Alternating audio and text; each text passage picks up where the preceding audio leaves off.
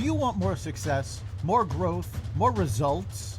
Then it's time for the Boundless Success Accelerator from the Modern Observer Group. This isn't your average coaching program. It's where top performers come to dominate. Weekly group sessions, on-demand coaching, a community that's got your back, and a power-packed library of tools to supercharge your business and career. No more excuses, no more waiting.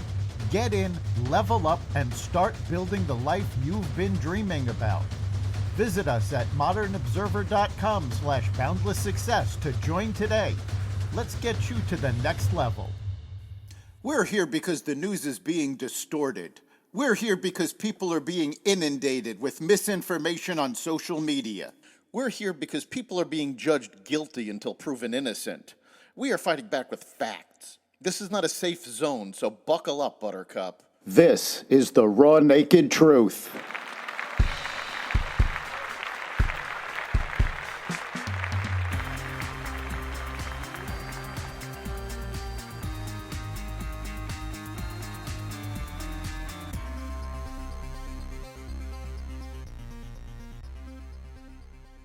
Possible ethics violations in the Senate, antisemitism at the BBC, changes at NBC News, and more. Welcome to the Raw Naked Truth. I'm your host, Eric Lopkin, and here's the news you need to know. Senator Sheldon Whitehouse is being accused of violating ethics rules after backing laws that financially benefited his wife's environmental organization.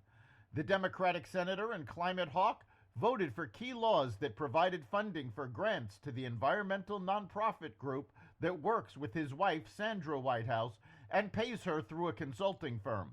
The ethics watchdog, the Foundation for Accountability and Civic Trust, is asking the Senate Select Committee on Ethics Chairman James Lankford and Vice Chairman Chris Coons to investigate Whitehouse to determine whether he violated the Senate ethics rules on conflicts of interest.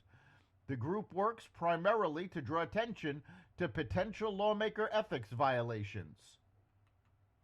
The BBC is embroiled in a new scandal over anti-Semitism and Middle East impartiality, which could be the largest in the public broadcaster's history.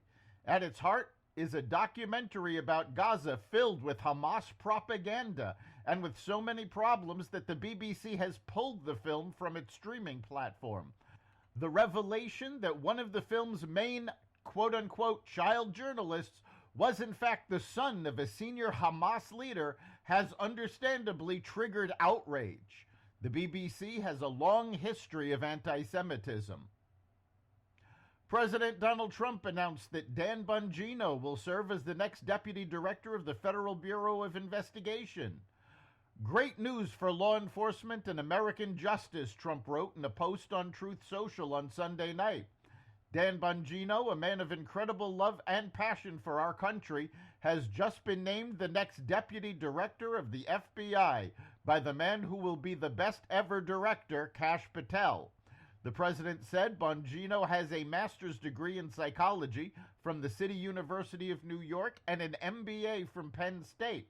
He was a member of the New York Police Department, New York's finest, a highly respected special agent with the United States Secret Service, and is now one of the most successful podcasters in the country, something he is willing and prepared to give up in order to serve, Trump wrote.